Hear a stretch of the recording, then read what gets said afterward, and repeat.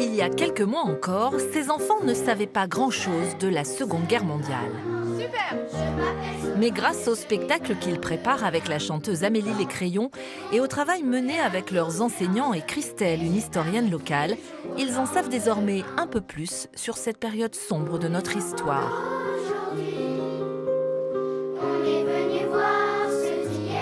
Camille, Tanguy, Alice, Lila, Eden ou Julia vivent à Plouhinec, là même où il y a tout juste 80 ans, des enfants comme eux devenus leurs grands-parents ou leurs arrière-grands-parents étaient au cœur d'une des batailles les plus féroces de la guerre en Bretagne, celle de la Poche de l'Orient.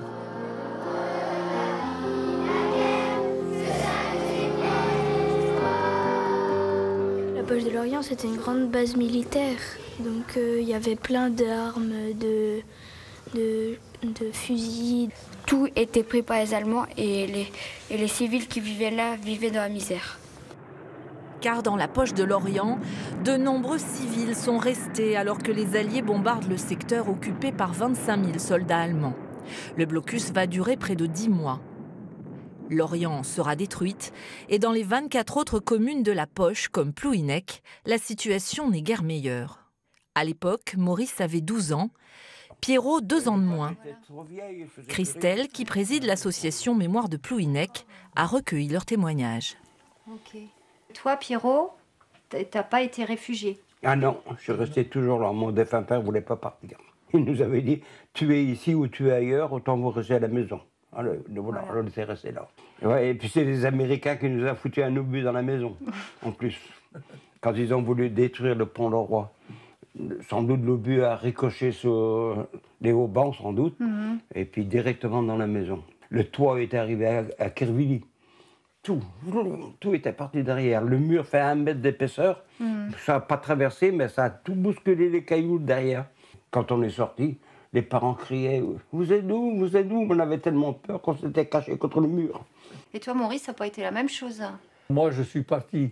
Mes parents, pour me protéger, m'ont fait partir réfugié avec les voisins dans des fermes entre Brandérion et Languidic.